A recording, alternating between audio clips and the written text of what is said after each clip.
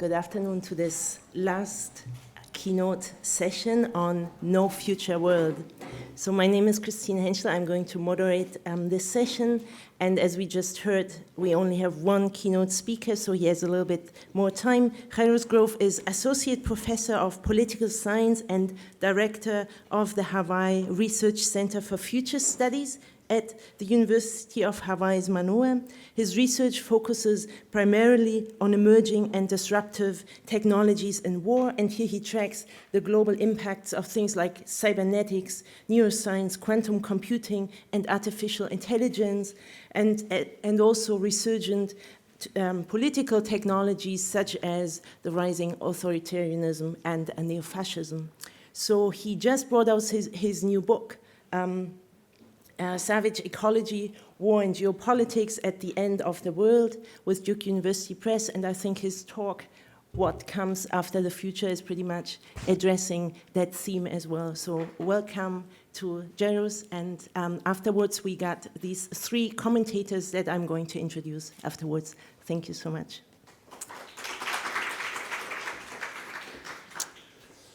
Thanks, everyone. Thanks, Ben, for thinking of me and convincing me to stop on the way back from China, which I never thought would be on the way back from anywhere until I moved to the middle of the Pacific Ocean, in which case China is exactly halfway to Hamburg, which is a strange thing to come to grips with, and maybe even stranger after writing a book about destroying the planet, spending quite that much time on a plane. So I'm going to say a few things which will relate to the book, but are also about the kind of work I've done as a practicing futurist, which is a strange job for an international relations scholar, and the sort of questions that have arisen about what it means that the future is canceled. So I really want to try to take up this question in a way, and I think I'm giving an answer that is maybe more ambivalent than Ben, which is that not all futures are created equally, and therefore canceling it may be not always the same answer or sort of value to everyone involved. So we had this image of the future. This is actually one of my favorites because it used to be up on my wall when I was a kid. These were a series of paintings that were commissioned by NASA in the early 70s, and it was supposed to give us what it would look like to live in space. So this was supposed to be this big rotating, right, basically suburb. That because it was rotating, you'd have, gravity, and you could live this sort of amazing life floating through interstellar space. And that image of the future is certainly canceled, right? The sort of where's my jetpack vision, right? Where in some sense, most of the images of the future we have seem quite anachronistic. They seem dated, right? It's not just that we don't talk about the 22nd century, as was mentioned last night, but we barely even talk about the 21st century as being anything particularly remarkable. So I want to review what people assumed would be part of the 21st century, mostly coming from futurists. The first is that we were going to be living in a post-scarcity world, a world without limits, right? We were going to make major breakthroughs in nanotechnology, asteroid mining, we would expand out, that the ways in which a kind of Malthusian logic regulated human existence would be over. And I think that we're nowhere closer to. In fact, no one really talks that way anymore, except for Elon Musk, but he can have Mars. The second was a kind of post-identity future. Which for all kinds of reasons I think is incredibly dangerous. But this is Carl Sagan's pale blue dot, right? That we would look back at the distant star, this little pale thing, and we would remember what it was to be human, which we weren't even more because we were out in outer space, right? We were circling the cosmos. And that humanity would not have just converged, right? But become almost little more than a memory, right? All differences would be overcome. This is Star Trek: The Next Generation. Differences are merely ridge rows on some alien's forehead. The second was it was supposed to be post-political. And this wasn't just amongst futurists. This was the early 20th century dream of technical liberalism, right? That a kind of low politics could scale up to high politics, that we could find technological solutions to nearly every problem. Whether or not it was the way that we would tweak welfare states, a kind of like Keynesianism on steroids, whether or not it was the ways in which various kinds of technological solutions, even things like post-scarcity, would take away the incentives for war. We were going to live, in some ways, in a world where contestation was only over the best way to accomplish a task, not over the fundamental values of what tasks we should accomplish. And then finally, as a result, that this would be a post-competition world, right? We're supposed to have world government by now. It's not the jetpacks we're missing out on, it's the WOMP. Where's the World Order Model Project we were all supposed to have?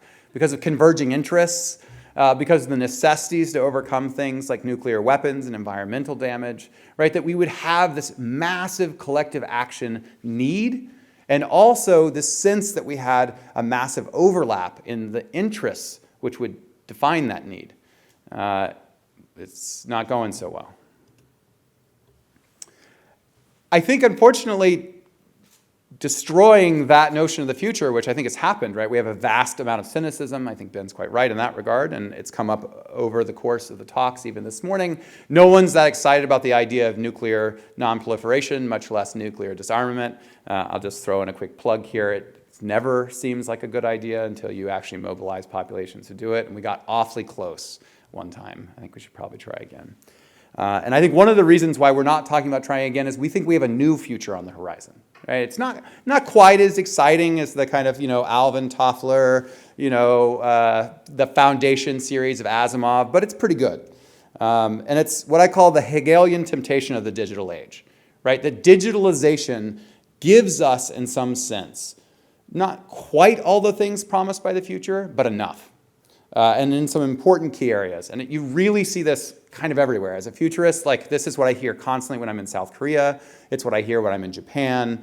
It's honestly what I've heard some here, but luckily in a slightly more skeptical sense. It's certainly ways in which the United States is trying to think about the next quote-unquote industrial revolution, and even in security circles, the way in which we're animated by the so-called third or fourth offset. And it goes like this. The first is we'll have an economic future. Don't worry, because data is the new oil, right? It's like the ultimate Marxist cheat. You don't have to take surplus value from labor anymore. You can just generate labor, which is to say value, from the generation of data. So don't worry, you are doing labor, but you won't notice because it's your Fitbit that's turning it into value, and you were going to go for a run anyway. Right? This is the kind of idea. And more importantly, and this is the sort of big pitch, this is great because value isn't based on necessarily having oil or coal or these other things to run industry. We're going to create value basically through apps and attention economy. By the way, the data, super destructive, but we'll get there in a minute. The second is that this is also going to provide a kind of future of governance. I've just come from China. I will say, despite what I think I've heard kind of around the room, Chinese scholars are as skeptical of the social credit system as we are. The rollout has been very uneven, and as far as I can tell, the only thing that a good score gets you is that you don't have to put down a deposit when you check out library books, which is terrifying, right? Like I mean, everybody remembers the library books part of 1984. That being said, China is not alone, right? We want some kind of way of evaluating the risk of every individual in every single Western European country and US country. And the way that I know that is if you've ever tried to get an apartment anywhere in the world, or you've ever applied for a bank loan, or you've ever tried to buy a car with something besides cash. We have a sense that we need to assess the risk of every single transaction, and we see data as the way to do that successfully, right? That we could overcome governance problems by managing them through data. And the ecological future, that blockchain everything, automated labor, the kind of Internet of Things will result in a hyper-efficiency which will overcome the externalities of the old brute force of oil-based labor as well as production, and that we can streamline everything. Most recently, this one's my favorite because it's literally the craziest thing you've ever heard. They're trying to blockchain the fisheries in Hawaii as a way to do basically fishery accountability, right? So if every fish is a unique contract which has certain kinds of data, then we can verify that every fish was caught in the right place because every fish will be geotagged at the moment that it's caught. That geotag will be incorporated into that's 1984, right? But that's going on in Hawaii, right? So that's the image, right? And that as a result, maybe there'll be a future of peace. It has not been uncommon for me at conferences to hear the idea that while the fourth offset is terrifying, general artificial intelligence will save us. that it will be deployed as a weapon, but once it becomes truly aware and it develops a system of value, it'll save us from ourselves, right? A future of peace.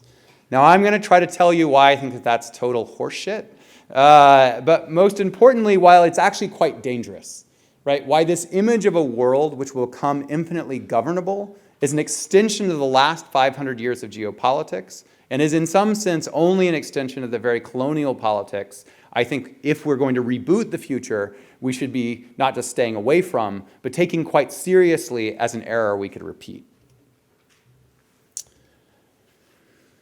And I want to say that part of it is because liberalism tried to cancel history. The entire idea of that first image of the future, where we were going to be post-everything, post-identity, post-competition, was the hope that if we could leverage a predictable future, if the future in some sense was a place where nothing happened, then we could get broad agreement on principles like war and peace. We could get broad agreement over economic integration. Right? This was the dream of neoliberalism, right? The ultimate third way. And I think as a result, that it resulted in something that J.G. Ballard quite said was his fear of the future. He said, I would sum up my fear of the future in one word: boring. And that's my one fear, that everything has happened. Nothing exciting or new or interesting is ever going to happen again. The future is just going to be a vast, conforming suburb of the soul. And remember, that was supposed to be what the future looked like if it worked. And I think at a moment in particular, and I'll talk about this a little bit more in a second, but when we're not really sure what it is we're trying to reboot the future for, we should really consider the way that a certain version of technocratic liberalism, right, not a liberalism committed to liberal values or notions of liberal possibility, but liberalism as it would be institutionalized may have actually, in some sense, sucked the will to live. If you think that I'm overstating this, spend some time in a 4chan or 8chan chat room and notice how much the alt-right and neo-fascists talk about how boring liberalism is, how much they hate welfare states, how much they want to, in this sort of Promethean sense, become something new. And you might get a sense of why they're so seductive in the United States, particularly amongst high school students. Which raises a question. Is nihilism geopolitical? Right? Is this sort of loss of meaning or a sense that we have nowhere to go having geopolitical consequences? This is where I live in Hawaii, in the sense that politically, this is where I live in Hawaii. It's not just a dumpster fire, it's a dumpster fire that's flooded, which is quite literally something I've seen. And I think this is actually one of the major crises right now. It's not just nuclear weapons, it's not just AI, it's not just the governance challenges. It's what Nietzsche said in his notebooks of 1887. What does nihilism mean? That the highest values devalue themselves. We lost track of what we wanted security for. We lost track of what it was we wanted to make safe. And more importantly, where they really devalued themselves were on the battlefields of places like India, places like Africa, in Iraq and Afghanistan, where in the pursuit of security, all other values were put to rest. And this is where I see a darkness. This is somebody's photo from inside their house in the most recent Sonoma fires. Just throwing that out there. It's now like an annual thing that your entire state's going to burn down in California. That's pretty futuristic. And Lewis Mumford had this to say about the order he saw coming. He said, slavery at the bottom, caprice at the top, mechanization at the bottom, raw savagery at the top. This is what modern society has come to. And I actually think we should take that quite seriously. If you look at any general industrial setting in China, it looks a lot like mechanization at the bottom and raw savagery. If you look at children stuck in cages at the US-Mexico border, it looks a lot like raw savagery and mechanization. This is a serious crisis. What's interesting is when and why Mumford wrote this quote. It was in a book called The Art of Survival, in which he was trying to make a pitch to the American public, much against his sort of philosophical tendencies, that they absolutely needed to get involved in the war. They had to fight fascism. And that if they didn't fight fascism, that the very concept of humanity would be lost. Now, what's interesting is that's the first half of the book. The pitch, the appeal, that people must absolutely get involved in the war effort, and that we must intervene. The second half of the book is what he said would be the next 2 decades of trying to end fascism in the United States. He said the war against German fascism was something that could be won with weapons, but that the war for American fascism was one in which we had to take on racism as an organizing principle of American society, eugenics as something that had become a kind of default rationality even at places like Yale, and a kind of corporatism which he saw happening under the Ford Company, which was trying to industrialize life in a way in which politics wouldn't matter, right? The fascism fight that we won against Germany, we didn't bother waging in the United States. And we certainly didn't bother waging it in the places the United States calls colonies or extensions of its state. So in the book, I make this claim that actually what we should be thinking about over the sort of last 500 years is not just the problem of industrial capitalism, which sure, industrial capitalism, it's a problem. It's not just the problem of climate change, but that actually what drove all of this was a certain kind of Marshal geopolitics. And that to turn Marx inside out, the general intellect is a Marshal intellect, right? That we understand security as the ultimate value, which is meant to organize politics, rather than politics and value as the organization of security. And we see that in settler colonialism as much as we see that in the drive for precision weapons. So this is a Marshal theory of the Anthropocene, which starts in 1492 all the way to the most recent Paris Accords on climate change. I say the Paris Accords on climate change because they were dealing with exactly the same divisions. The North versus the South, who would pay for it, where the costs would be borne, how they would be distributed. And the thing that we don't talk about, which was there was an energetic conversation about geoengineering at the Paris Climate Accords, that we would turn down the temperature on the planet to buy us more time. Something that, by the way, dries out the entire tropical zone of the middle of the planet, which, by the way, is also where most people who depend on agriculture and fishing live. It's also where most people live that depend upon seasonal rains so that agriculture and fishing can be a thing. That was even discussed. And that when people like David Keith, who proposed it, were confronted by this, they said, yeah, I mean, there's collateral damage. But we have solutions for that. We could feed those people. As if feeding those people were somehow easier than trying to stop climate change in the first place.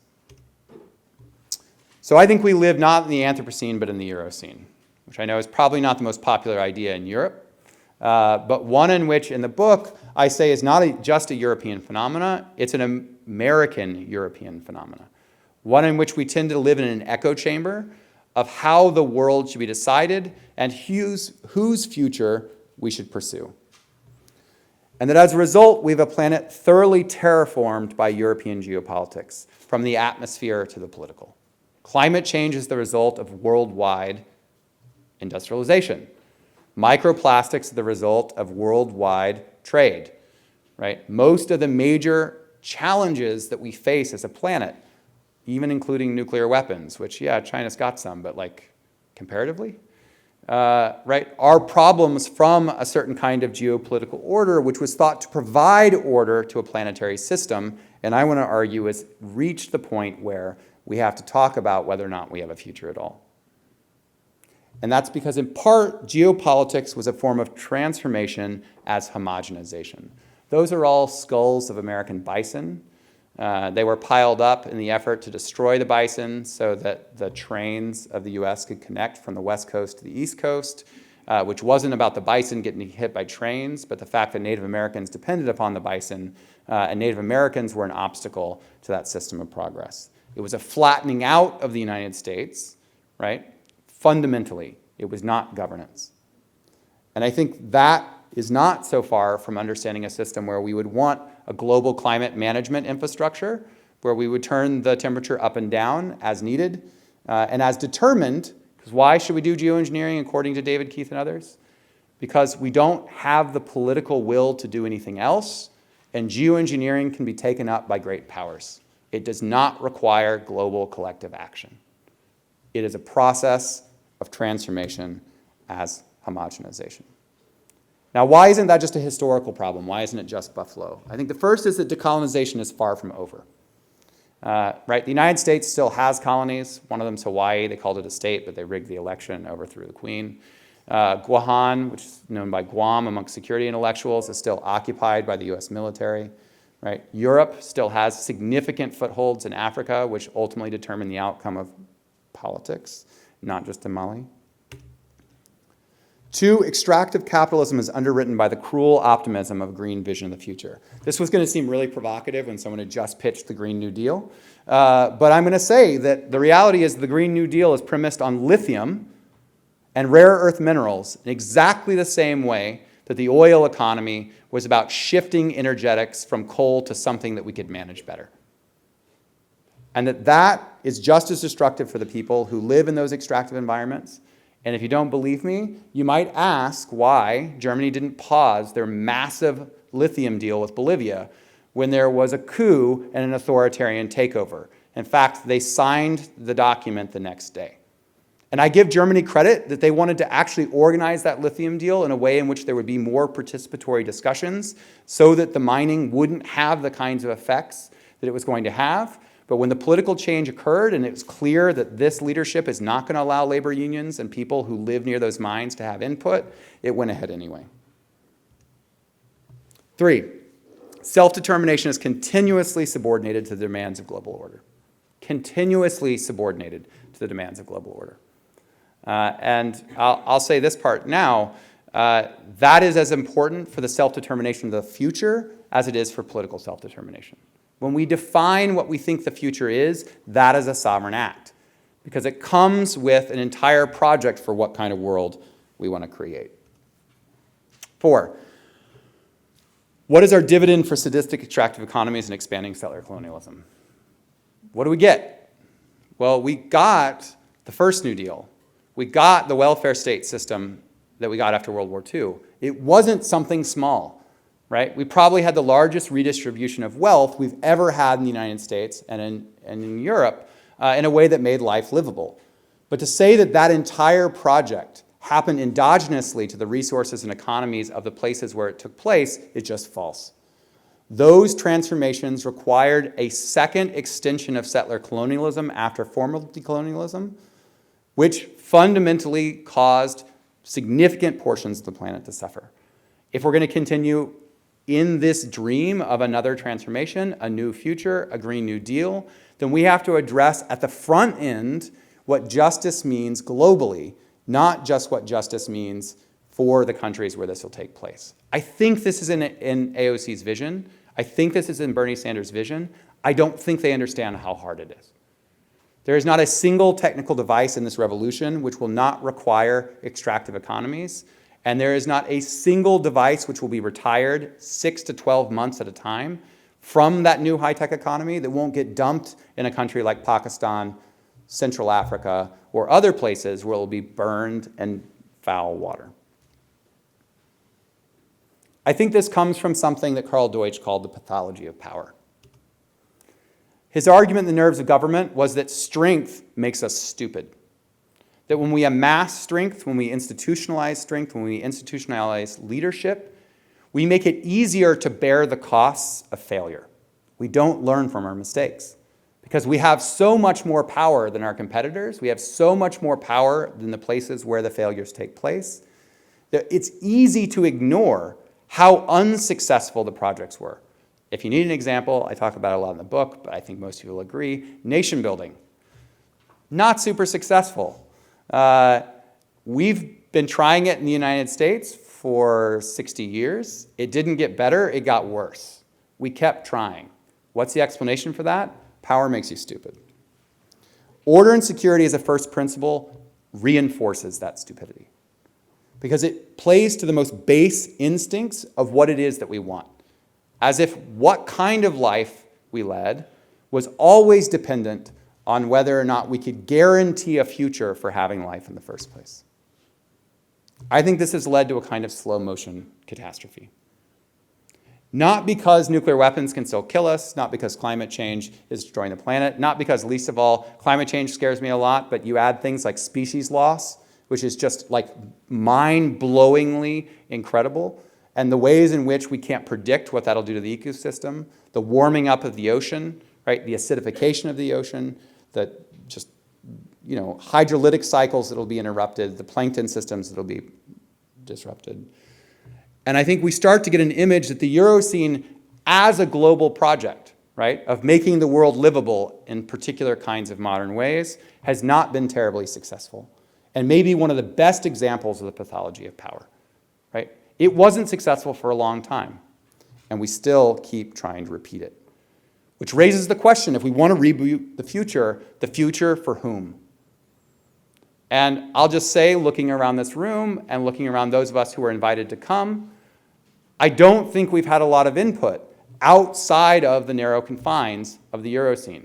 The people putting on their lives on the line to save water in North America, the people dying in the Amazon trying to defend against massive deforestation, the people who are trying to interrupt the rapacious mining in places all over South America and Africa aren't at this conference. And there's a good argument to be had that, well, that's because those people aren't scholars, they're activists.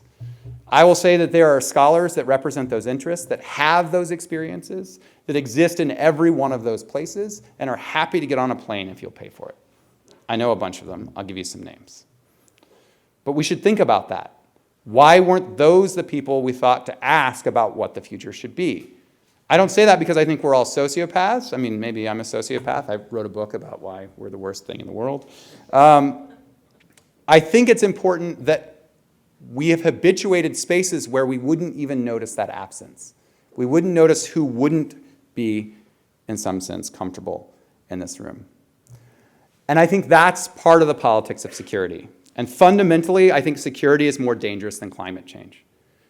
Not because climate change can't end human life, but the things I can imagine us doing to each other when we don't successfully tame climate change chill me more than trying to adapt to it.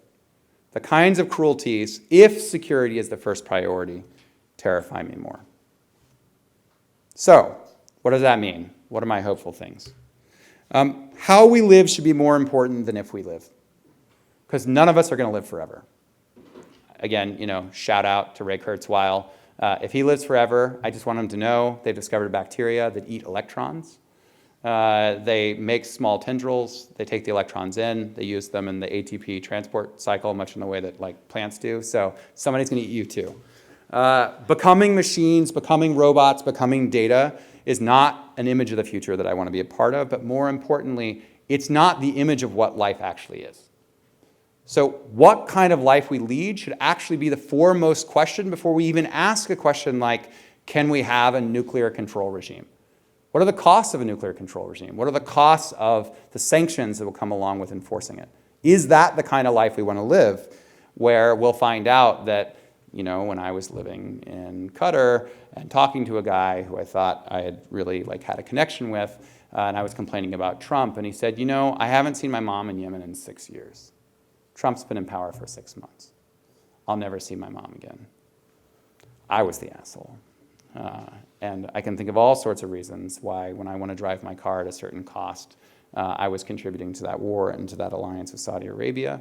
But it suggests that maybe for a second we should think about how we want to live, not if we live. So the answer to our times is not a solution. I think it's a fundamental rethinking of how we want to participate in making a future. That's not a solution. That's a way of life. You might even say it's a form of life. And it means that we need to come up with forms of collective struggle, which are highly participatory across the geographical spaces which we've often exploited. And it should be as important who's involved and what kind of life that struggle makes as it is whether or not that struggle succeeds. Right? There are fights worth fighting even if you don't win. We have a crisis of meaning, and extinction is inevitable, but nihilism is not. And I think that's actually a real concern. So I think we need to fight. I think that if we want to live in a world that's not a no future, then we have serious questions about the methodology of making futures. Who do we want to hear from? What counts as expertise? What kinds of lives actually seem really amazing and worth living and holding on to? What kinds of deep sacrifices might we be willing to make to share a world with other people, as opposed to decimate the world? Those are not traditional geopolitical questions. But I promise you that if we're going to have something like another international political order, which is supposed to deliver the promises that the liberal order said it was going to, and we're going to get countries like the G77 back into the room over conversations, it's not going to be over rebooting the WTO. It's going to be because we commit ourselves to ways of life in which that part of the world could actually see them participating in it. And I don't know what that is. I can't tell you what those value choices would be, but I think the most violent geopolitical decision we could possibly make is to reboot a future, much in the way that Walt Disney wants to reboot everything, that is merely a nostalgia for the liberal order which came at the cost of imperiling our entire planet and putting the majority of the lives on the planet on the wrong side. Thanks.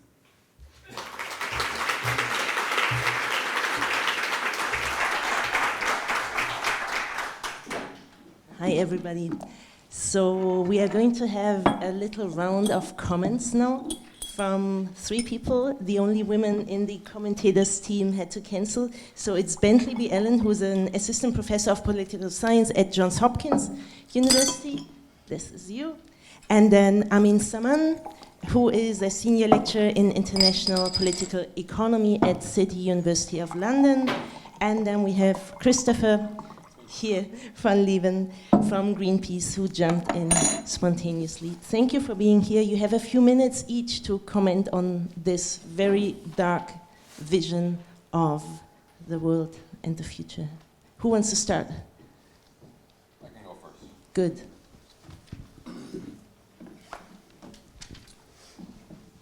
I'll start by thanking Ben for the invitation and thanking all of you for all the conversations that I've enjoyed over the last few days. They've been really stimulating and rich, and I think all of us are taking a bet in participating in an interdisciplinary, intersectoral conversation, and I've appreciated all of those engagements. And I want to thank Jairus for his really brave and compelling talk. So the only way I can respond is by starting at the beginning and telling a different story, maybe parallel to the one that you told, and maybe one that places us as agents kind of firmly in the story. And I was glad that you got there at the end, but I worry that the story begins with the premise that we are somehow outside of the key moment of violence, which is the start of your story, right? So when you say 1492 to the Anthropocene, or to Paris as a new history of a Marshal Anthropocene, I worry about how we're supposed to see ourselves within that. And if security is an imperative, that would seem to put you on the same side as the generals in the picture, which is to say, that would be a weird place for you to find yourself, maybe. And if you are comfortable being on the same side as the generals, then that's something that we could contest or something that we could have a discussion about. But here's the alternative story. So let's think about the history of geopolitics as the history of struggle over energy, just for a moment. The geopolitics of the 15th and 16th century in Europe is the geopolitics of land, because land is the source of photosynthetic calories. And in the Industrial Revolution, we moved to a geopolitics of coal, to a geopolitics of the fossil fuel revolution. And those stocks of coal, thankfully, are freely distributed across, well, countries in the Euro scene. And therefore, there's a distribution of power and a distribution of great power capability because of the distribution of coal across the mountainous regions of the north. And then we switch to coal, and coal is really, coal is really a means for the colonial engine of the British Empire, et cetera, and you know all the history. And then we switch to oil, and of course you know the colonial history of oil, and I don't have to go over that. But this is a history of the centralized control of these stocks of energy, okay? And as part of that history, I think that there is a key moment between 1940 and 1960 in which, in the United States in particular, that a particular kind of discourse of security emerges. And I'm drawing here on an article by a young Canadian scholar named Dexter Fergie that just came out on the National Security Commission that was convened at Princeton in the 1930s and the 1940s, where they started pre-war planning, not in terms of order, right, but in terms of this paranoid version of national security which came to dominate the early years of the Cold War, right? And that paranoid vision of security in which what the United States needs is not just to secure its borders or not just to have a Monroe Doctrine where its influence is recognized and acknowledged by all other powers, but in fact what it needs is full spectrum dominance of every single element of earth, air, sea, land, and space. The emergence of that particular imperative is not a natural one for me. It is out of a certain academic and policymakers' construction of an idea of what security could be within a particular geopolitical context, okay? And that doesn't mean that the pursuit of wealth and power did not precede that. Of course, the pursuit of wealth and power did precede that.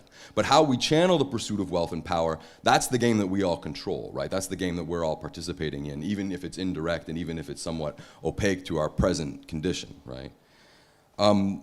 So if we take that history of energy and that history of security, they kind of come together in a weird way because all this money that's pouring into the defense establishment in the immediate post-Cold War era, a lot of it ends up residually in the climate sciences. And part of the reason why we discovered climate change in 1979 with the Charney Report and the World Climate Conference in 1979 is because the climate scientists benefited from really fat research budgets from the Department of Defense because the Department of Defense wanted to build guided missiles, they wanted to build quiet submarines, they wanted to know thermohaline circulation so that they could park a sub in it and let it float to Russia.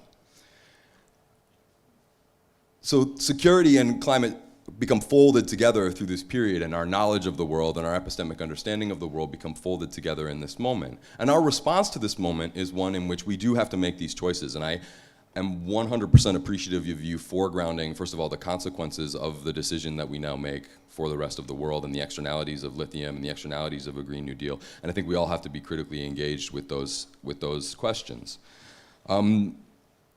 But I just want to offer another form of engagement at the end. How do we build that participatory collective making? If you buy the history of security as the history of energy, and you see the history of energy largely as a centralized history, then what we have an opportunity to do in an era of climate change, in an era of solar and wind, is to decentralize energy in a way.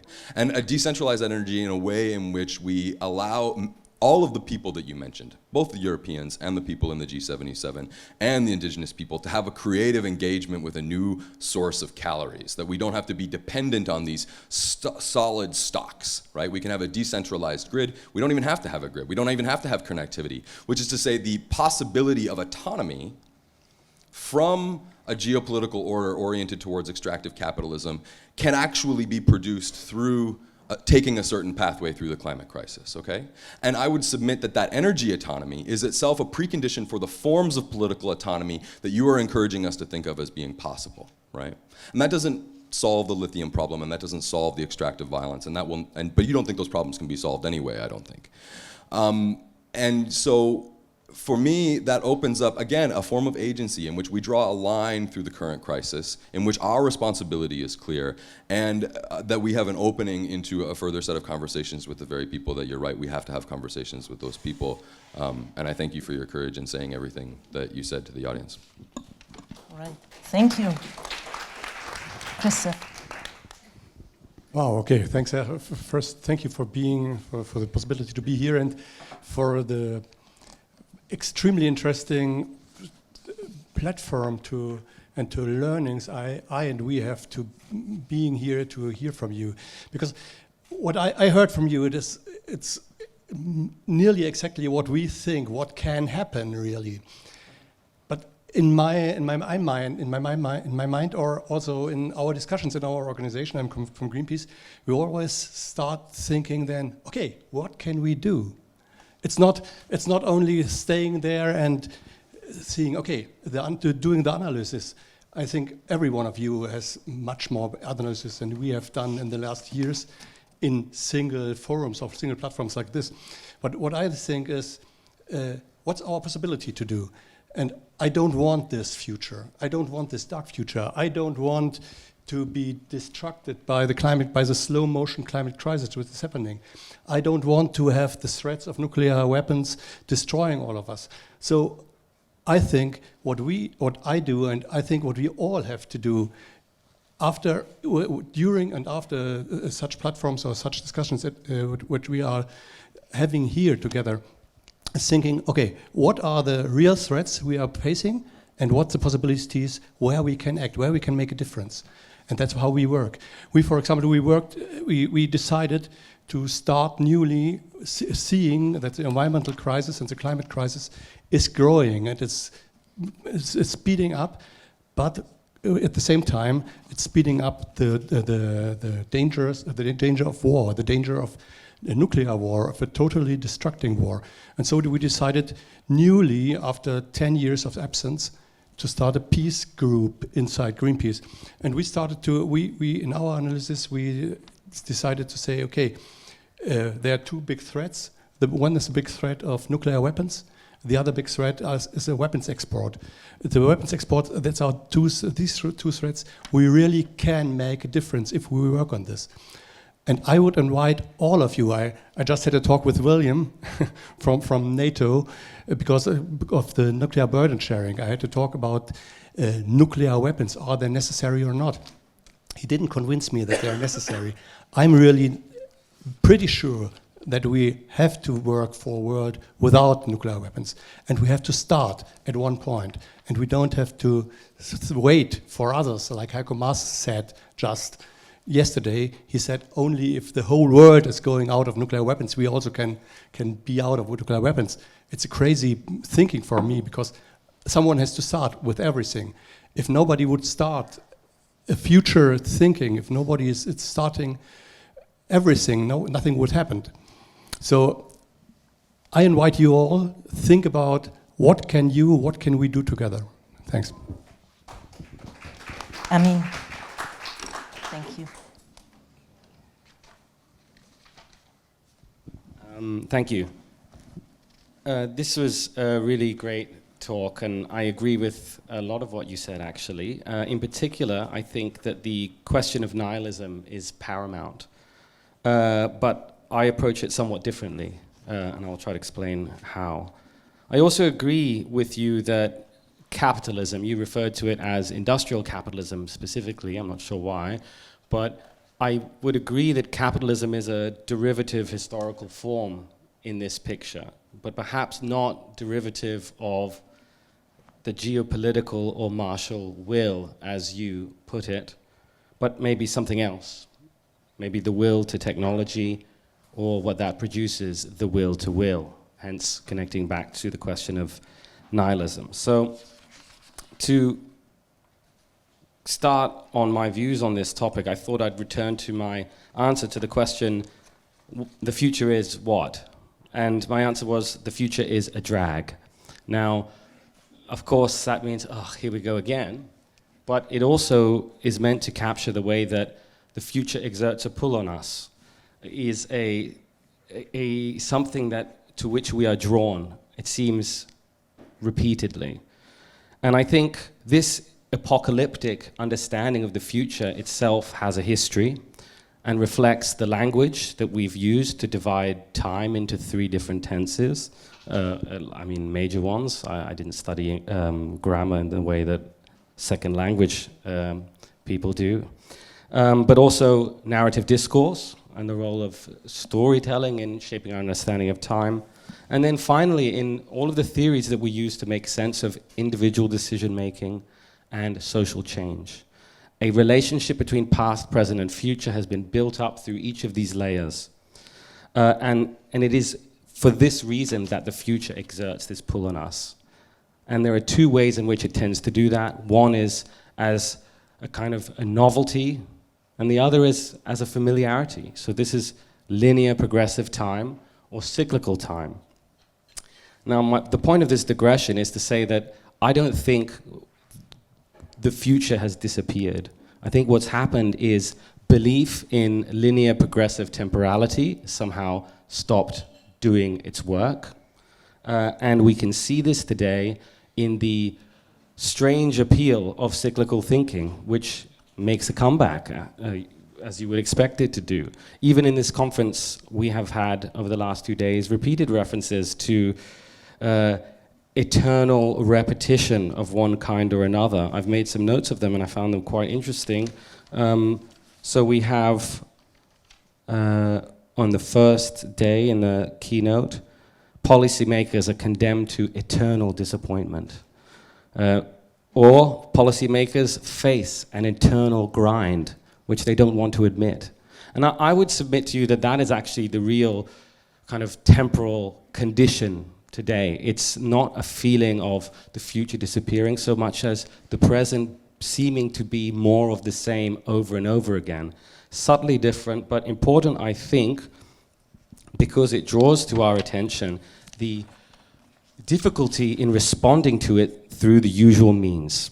And the usual means are to deploy the discourse of crisis, to conjure up the present as a moment over which we have the authority to intervene into and to make that decision. We intervene into the present, we resolve the crisis, we produce the future we want. But it is precisely that way of thinking and acting that is breaking down, which means that standing up and asking each other what future to design for ourselves cannot solve the problem which we face, which is that we're no longer trusting in this entire mechanism.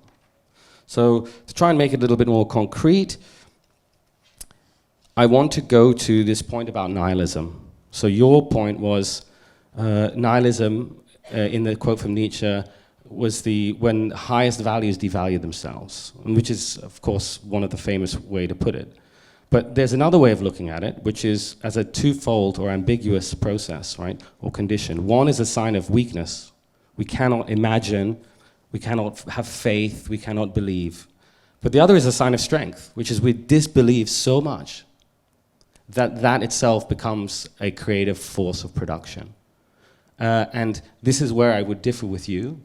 I wonder, and it's a provocation, and it's in line with your entire existential point, I wonder whether becoming even more pessimistic and nihilistic runs a better shot at undercutting the nihilistic value systems that sustain the picture that you've painted for us, rather than, you know, having a town hall meeting on what to add to the Green New Deal. I have more to say, but I feel like I've taken enough time, so. Thank you so much. I'm going to respond first. Yes, Jairus, please respond All right. first. To I these think I'm going to respond provocations. in reverse order, given the way that things developed. The first is, I dare you to read the book and see if I could get more pessimistic. I do think that there is an important methodological value in what I call realism, but I think everybody is interpreting as pessimism. Which is, it's an uncontested fact that first contact with the Americas killed 20 million people, collapsed at least 3 civilizations, and then was followed up by warfare forever to sort of sop up the people that survived. It's a fact that we displaced 1.7% of the total human population during the Middle Passage of slavery. And that we're still living with the facts of that. It's a fact that Europe and the United States made their wealth off the expropriation of both value and resources from a colonial enterprise, and then a lot of it ended up in some of those former colonies, but run by the settlers, not run by the people in them. And for whatever reason, when I say all those things together, and I'm like, actually, there's still a present to that, people are like, oh, you're so like such a downer. I think it's a weird moment that we presume any kind of fidelity to history is a mood as opposed to a commitment to scholarship. I think that, so sort of first off, the sort of twofold process of resentment. I like the weakness part because I agree with Nietzsche that ressentiment, or a kind of like revulsion of the will against what could have been and wasn't, right? That we regret that we didn't get what we deserved. I mean, nothing could better capture my current president than somebody who feels entirely entitled and every time questioned, it takes it out on everybody else around them, right? That form of nihilism is, I think, the ruling ideology of the US Republican Party right now. It's wounded attachments in the worst possible way. The creative force of resentment I've never really bought. You know, like, I get that, like, you know, when we hit rock bottom, we make great Joy Division albums, but the people who I am friends with, work with in Hawaii, who are trying to take their land back so that there's not another telescope built on some place that's incredibly sacred to them, don't have a meaning crisis, right? They know where they belong, and it's an important part of reviving their language, who they are, the stewardship of land. right? We have a world filled with people who are not having the kind of like emo hangover of liberalism that we're all having.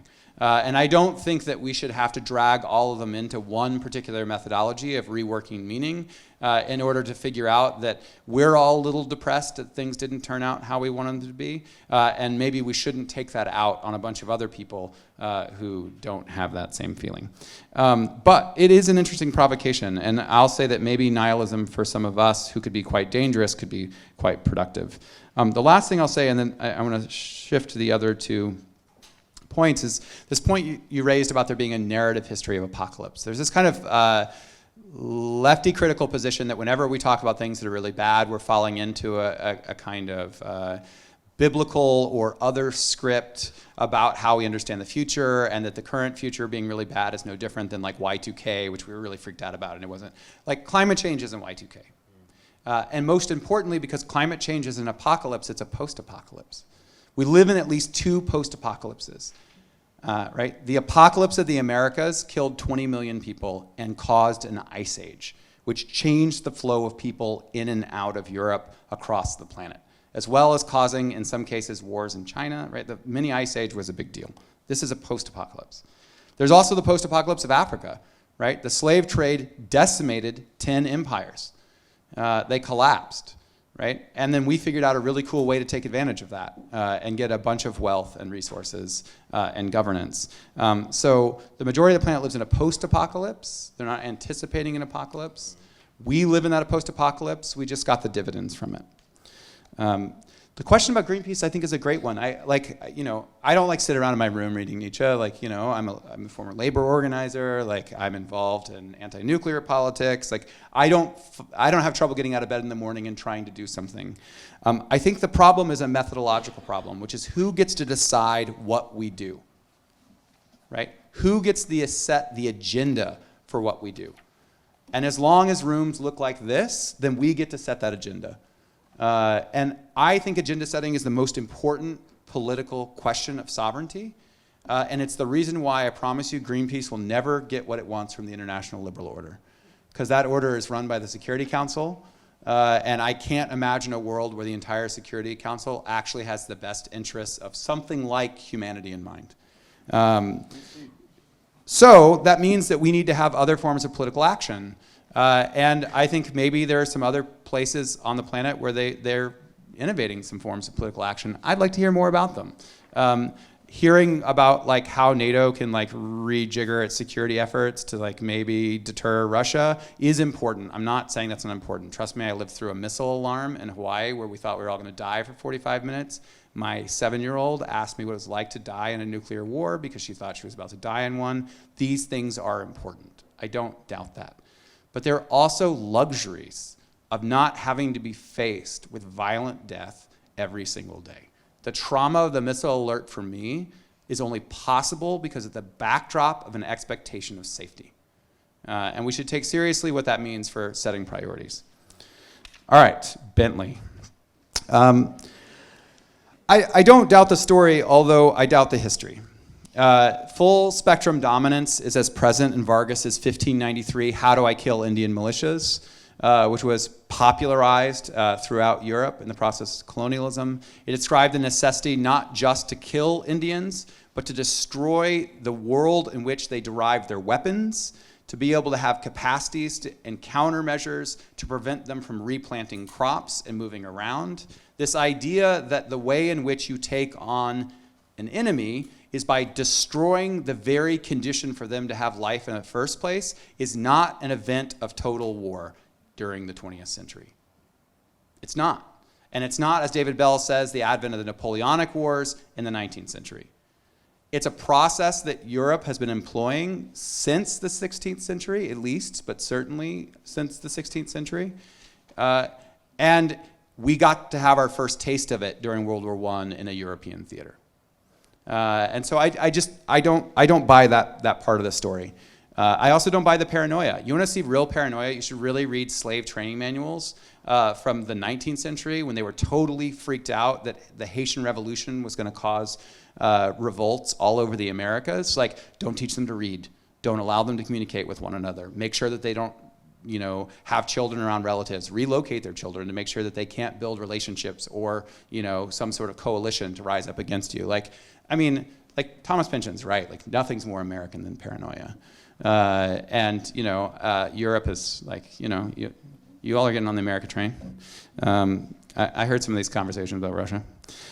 So I think that that's an important part of the story. We should include that part of the story. I do include like Tim Mitchell's version of that story, but I think that doesn't do enough to foreground the way that geopolitics was about making what Alfred Cosby called neo-Europes around the planet.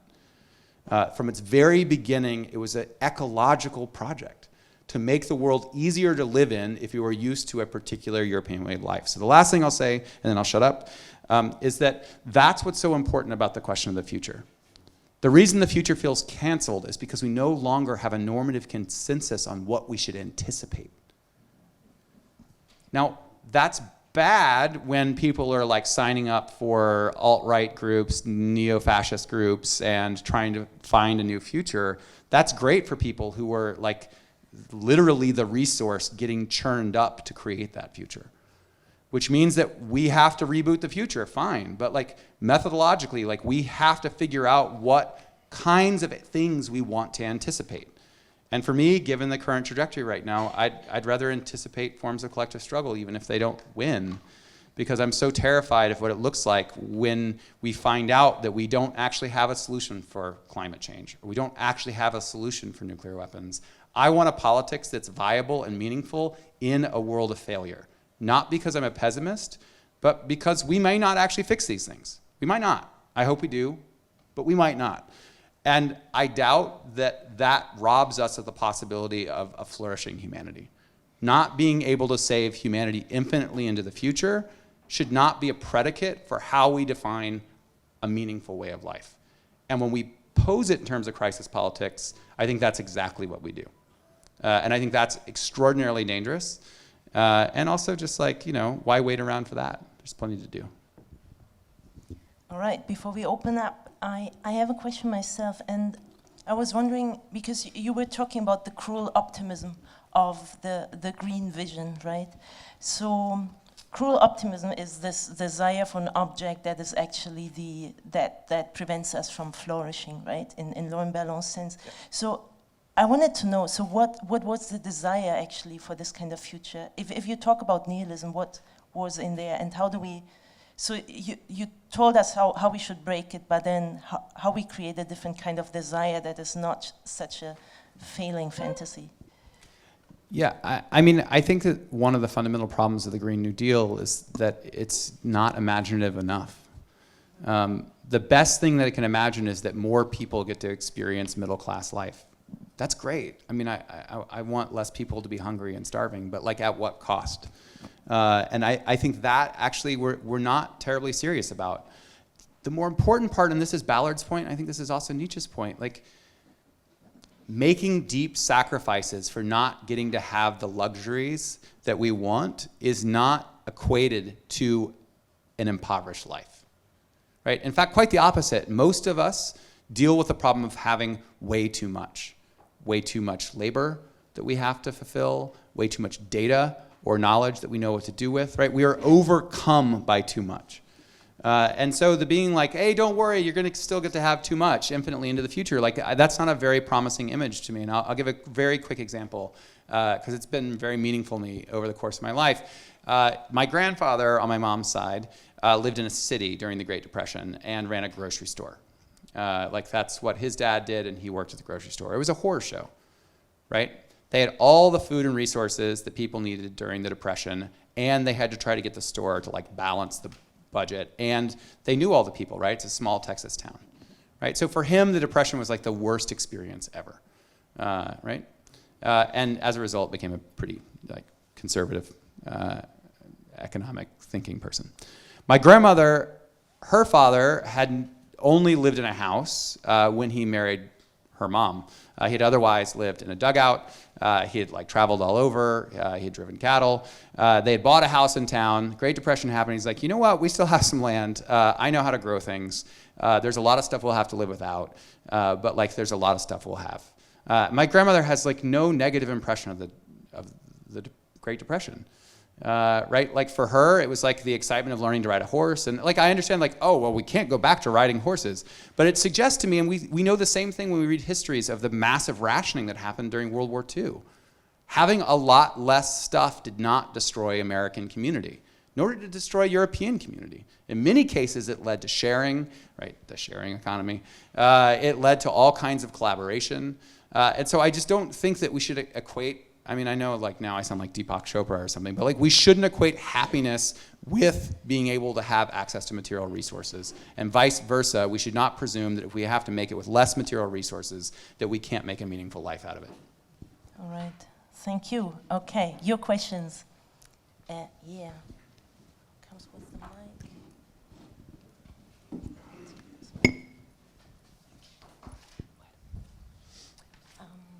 This gentleman, please. So thank you very much, everyone. Nick Reikovich, Tilburg University. Jairus, what I would like to focus on is how the colonial appears and disappears in your presentation. So by calling it the Marshal theory, and I haven't read your book, so perhaps the answer is there, but by calling it the Marshal theory of the Anthropocene, aren't we kind of letting people off the hook?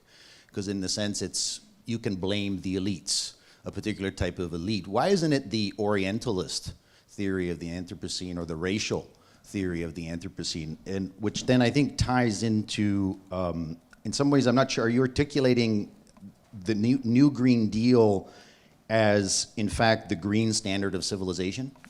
So if it is part of this 1492 continuum, is then, and this, in fact, I don't want to use this word because even here the colonial aspect creeps up when people talk about dark, and the racial comes up into it. But in this perspective, right, is this just a continuation of the standard of civilization just with a new paint job? And then the last question is to Bentley, sorry, to press on this. But yes, dialogue. Maybe the future is dialogue. But then to bring the victims of modernity or the Anthropocene, if we could bring them on the plane, one of the big problems is they have to speak in elite English or an elite European language and also be kind of lawyerized in a sense. And so one of the challenges of dialogue will be actually the superiority problem, in the sense that the very people who've been doing the killing and the extinguishing of all sorts of things are still in the driver's seat, and there's a cognitive and even epistemological problem of, really, are we going to understand it? And especially if, for instance, it's a racial theory of the Anthropocene that's really the invisible elephant in the room. One more question right away over there. No, you, Mary. So Dan Nexon, Georgetown University. I actually have a bunch of questions, so I'll only ask a few. Jairus, and maybe we can talk later. So for Jairus, the first question I have is, I don't think you actually answered a really important provocation, which is whether or not crisis is a necessary condition for collective action and social mobilization, right? And the problem, as I see it, is that your argument also relies on crisis as a precondition for the collective mobilization that you want to see as an alternative to top-down action. So I don't know how you escape that. The second thing I'll ask is just, I wonder whether or not your argument runs into trouble if we stop being anthropocentric, right? As you note, the current activities that you note things like ocean acidification, right, and tremendous species loss, right?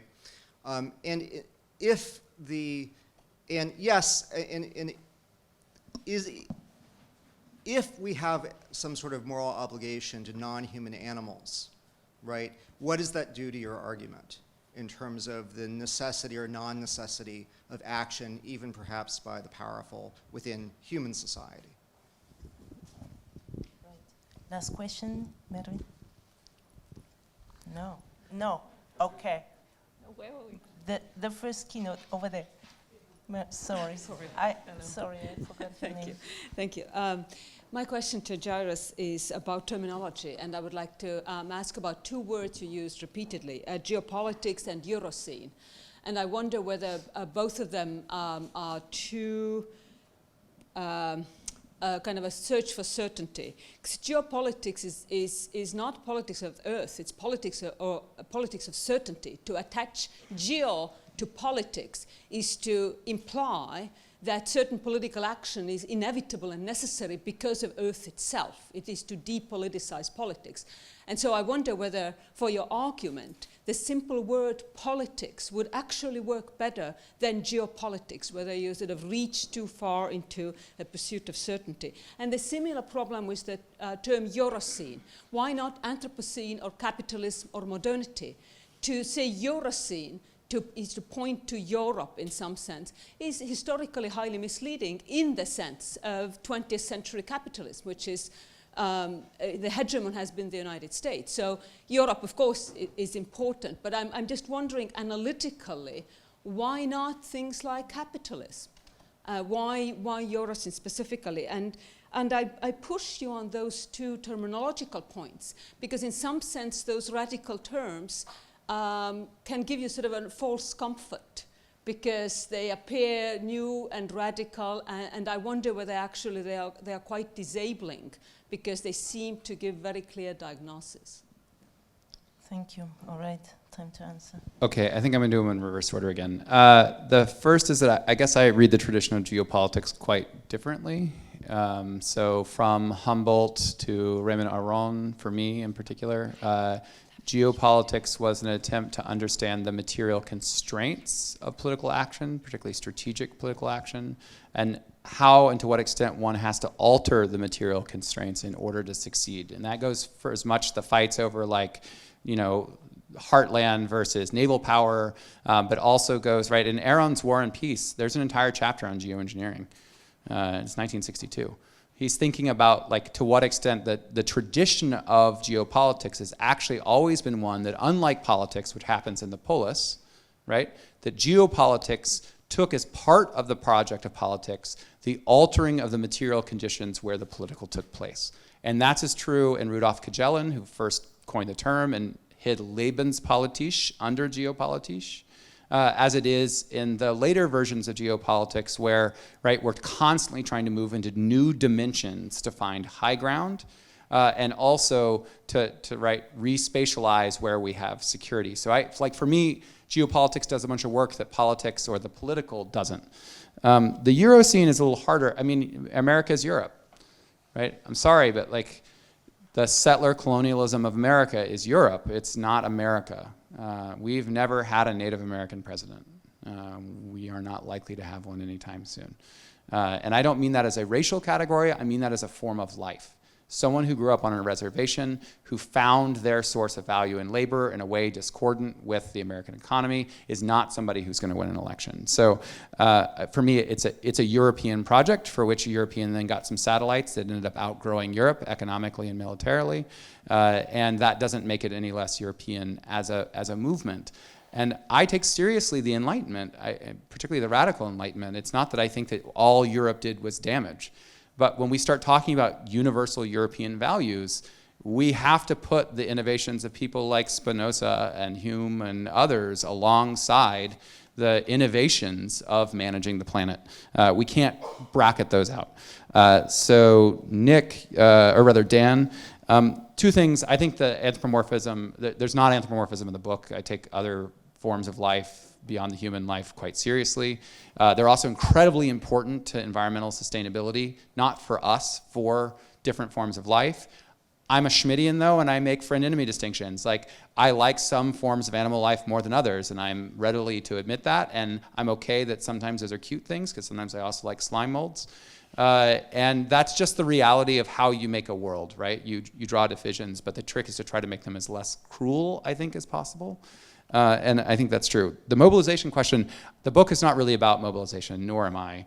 When I said methodologically we could learn a lot from having other people here, which I'll get to Nick's point about in a second, it's that we would learn a lot, right? Another kind of community would get built. Another way of viewing the world would get built. And I'm actually, at this moment in history, more concerned about demobilization than I am about mobilization.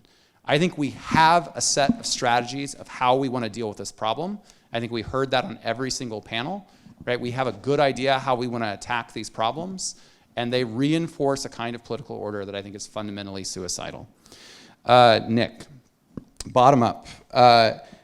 The elite language problem is certainly a problem. It's no reason not to try. Like what did Spivak say? Don't allow how well I speak English to be an excuse for British colonialism. She speaks English really well, right? Ashil Bembe speaks English perfectly, much better than I do from a Texas public education. So there are scholars who speak fluently in English, which of course will represent the hybridity of the Euroscene, but would radically change our minds, right? No critical gesture will disrupt our cognitive patterns as much as encountering a radically different way of life. No critical gesture. I don't care how well you read Foucault. Green standard of civilization, yes, that's my concern. But it's not a green standard of civilization for everyone. The Green New Deal does not scale to China. It doesn't. It can't. It's like literally impossible. Like even if we start lassoing asteroids, it's literally impossible. Finally, the colonial appears and disappears. The colonial disappears and settler colonialism takes over at certain times. The colonial appears and then disappears through forms of extractive capitalism, which are not based on presence, right? They're based on very limited incursions into spaces and then moving. So one of the problems with the colonial for me is that it flattens out the rainforest ecology of different governmental and martial practices, which are used to exploit and destroy ways of life.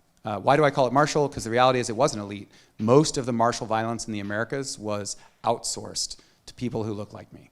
That's also true in Africa and India, right? So I think we should take that quite seriously. All right, some more questions. Yeah, right in the back, over there. Do we want to let Bentley respond to? Yeah, in the later round. All right, one in the back, and then also Ben.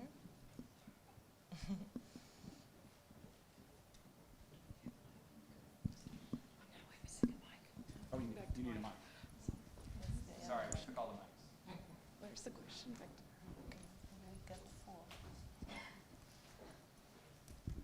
Hi, I'm Sarah from GPPI in Berlin. I work on foresight and futurism, which is only one of the reasons I really liked your talk, and making policymakers think about the future differently. And I'd like to ask what you would respond to the standard Bill Gates argument that capitalism has brought so much good for the world and see all the progress and all those people lifted out of poverty, and basically, all related arguments. If we don't do certain things, then the Chinese will do them, and not because I think these voices are not sufficiently represented in the discourse, but because we need to deal with them, right? These are the positions of power, and we need to find arguments to counter this. Thank you. Hi, thank you all for this wonderful input. Neil Stockmann from Münster University. Jairus, you've raised the point that you were kind of considering the proposals brought forward by AOC, Bernie Sanders, Green New Deal, and you made the point that they might not know how hard it is to achieve certain things and what implications certain actions would probably have with regard to scarce materials and so forth. I want to take a bit in the loop what we also had yesterday. So what would you actually tell them to make better and to consider, and how could they possibly integrate that to the Green New Deal and other stuff? Right. Last one to Ben, please. Thank you very much. It is the last keynote, and I haven't asked a question thus far, so I thought getting the last one is somehow appropriate. Jairus, I think you let America off the hook too easily. Has there really been no American agency since European settlement of North America? I don't think so. I share the point with Meria that actually calling it the Euroscene is misleading, and I say that not only as an offended European. I think it's important to, colonialism is a massively important truth of European history and global history. Fidelity to scholarship, but also attendance to a decent morality of any kind requires that we acknowledge that. But also fidelity to scholarship requires some kind of balance. Colonialism is not the only truth of European history. And you also you alluded to this in your last comment, but it's not only Spinoza, it's not only some Enlightenment traditions. There is a very rich European tradition of positive history as well. And I'd challenge you to actually find some of those positive examples. They also exist, and they also need to be acknowledged. Similarly, you point to some of the most appalling abuses and oppressive violent practices around the world. I completely agree with the need to do that. I share your analysis of that, but I don't think they're the only thing that's happening. And I think you generalize too much from the limit, generalize too much from the exception, and I think this is actually, it amounts to a council of despair. And I think that leaves the kind of political action that you want, as well as the kind of political action that I might want, equally hopeless. I don't think you leave us a leg to stand on. We take the very final question right behind Ben, right behind him, and then that's it.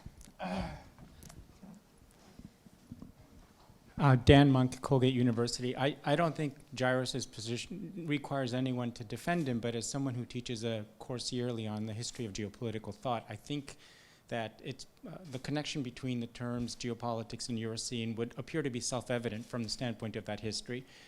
It is indeed the politics of the earth, but it is in fact the politics of the earth framed as territory, not in and of itself.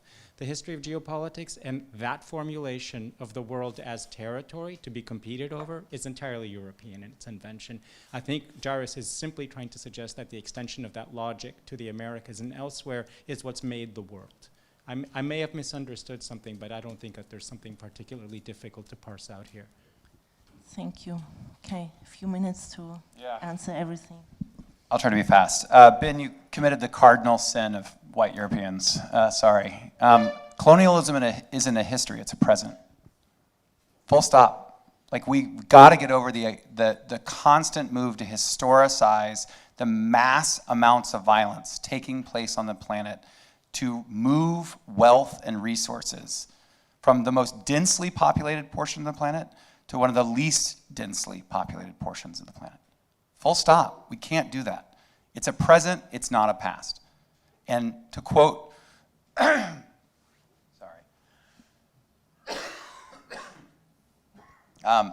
has been said, also, it's a structure, not an event, right? That's Patrick Wolf's argument. It's a structure, and it's a structure we live in, and it's a structure we benefit in. And to come back to Bentley's point, would you put yourself on the same side as the generals? Like, I spend a lot of time with generals. Of course I'm on the same side. Like, I don't have an outhouse and live off of the land, and I haven't gotten there. Like, I benefit from martial economies exactly as much as every general and every army benefits off of extractive economies. This is not an elite story. But it is a European story, and it's not to minimize the agency of America. It's to say that if we analyze the problem of Europe as a form of life rather than as a racial category, if we analyze it as a way of building economies and making territories, but not just making territories, terraforming territories, then there's nothing that separates America and Europe. I'm not saying there are not things that separate America and Europe. There are many, which is why, I would love to live in Germany where trains actually worked and people actually cared about ideas and literacy. I can't give this talk in this fora in the United States in the same way without people throwing things. It always ends up fine by the end because I like scotch too, but it's not apparent, right? Niels, the Green New Deal and carbon. So what would my suggestion be? The Green New Deal can't be about carbon centrism, right? We think the Green New Deal is about carbon. It's about the footprint that the United States has around the planet, right? Full stop. And we have all sorts of ways of understanding that. Like what goes into the components which we think are going to make the green economy grow, whether or not we're going to need military force to maintain access to those resources.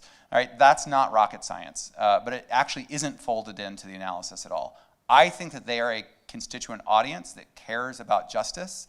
I think they're a constituent audience that has fallen into the trap of carbon centrism.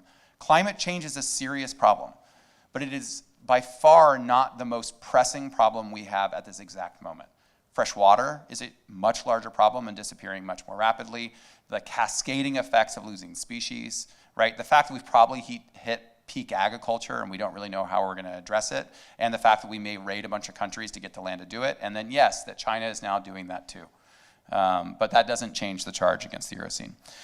Bill Gates and capitalism. My response to Bill Gates would be that people didn't need an increase in wages before they needed money. And the majority of the people who supposedly now have an extra $1 a day in wages had a much better life before they needed cash in the first place.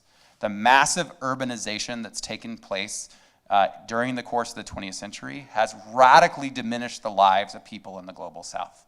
One of the things that Mike Davis points out is that the natural economic forces that we thought would cause people to stop moving to cities once cities were no longer economically profitable for individuals didn't work. And the reason why is because it didn't realize that that process of urbanization disrupted forms of life so that people couldn't stay behind and still feed themselves. Because it's actually a lot of work to feed yourself, right? You need a lot of people to help you to do it. So I don't think that capitalism has improved particularly the life of anyone if measured by an increase in dollars. You would have to prove to me that it's improved the quality of life, and I think that Bill Gates would be hard-pressed to make that argument. That doesn't mean that we can't use means of raising capital to throw at problems. I'm not really a Marxist. But it does mean that in a Marxian sense, we have to follow where value comes from. We have to know where the value came from. And when it doesn't come from labor that can hold us accountable, I think that relationship of labor and value gets cruel really fast, right? It's harder to oppress people right in front of you. Not impossible, right? No, we do it all the time, but it's harder. And political action becomes different with proximity. And one of the worst myths of globalization is that the flattening of mobility evaporates the necessity of proximity and space for politics. So I'll leave it at that. Thank you. I'm going to give each of you a minute to do your final comments. Thank you. So I would say that my response was meant not to highlight dialogue per se, but to highlight the infrastructure of dialogue. And I think actually Jairus and I are on the same page on this, which is that it's the infrastructure of dialogue that he's saying we have control over. And there's lots of other things besides just inviting scholars to conferences, which are part of that infrastructure. And you can imagine the present of colonialism as part of that infrastructure. And I think that's what I think we do need to think deeply about if we want to think about a different future, is what kind of infrastructures are we building to support those forms of life that you say are potentially alternatives. And if we're just thinking like this, I think goes back to Dan's question about what is going to be the impetus for for some kind of massive change. And I think maybe what your response would be is we don't have to wait for the crisis to start laying the infrastructure for a different future.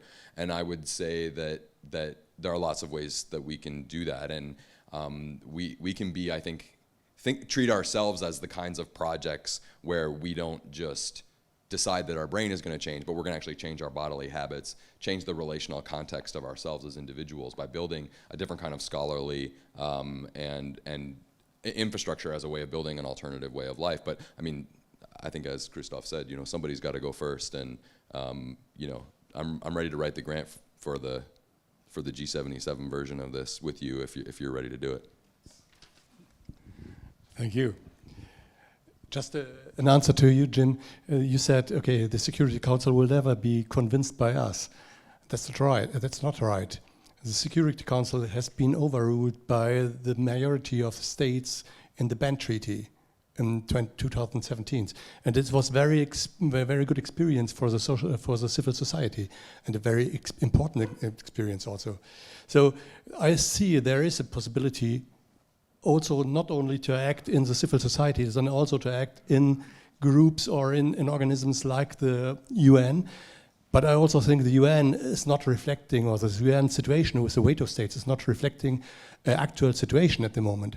It has to change, and maybe we all also have to change this organization of states, because this organization of states with 5 NATO states or with 5 veto states is not capable to really solve the problems we are facing now at the moment.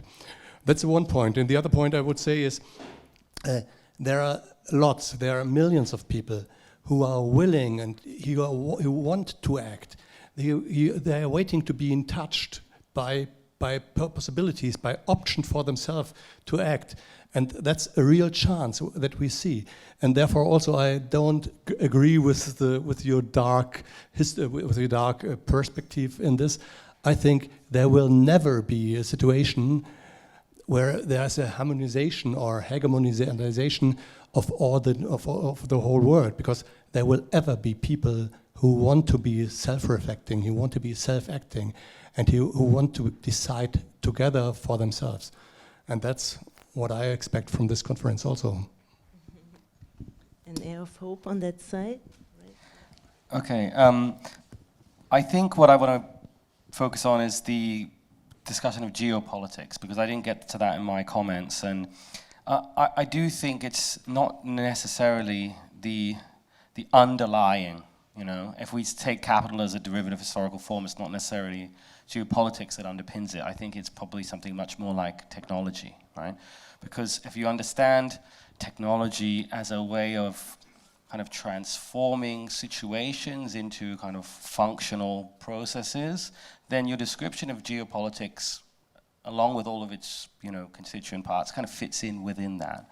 And if we accept this kind of shift from geopolitics as what's really underpinning capitalism, for example, and the drive for an extension of capitalism into like some new green phase, if we swap it to technology, what happens? Well, I think we come back to the question of temporality, which we lose when we talk about geopolitics, which draws our attention to space. Like, so in your allusion to the importance of proximity, I think we start to be drawn into questions of space, whereas what's actually going on when we focus on technology is we can realize that there's now a vast infrastructure of combining, let's say, metaphysical and financial speculation. We have an entire system through which futures emerge. They are kind of imagined, funded, and built, and in a way that does not correspond to this classical image of imagining and building a future as a collective, right?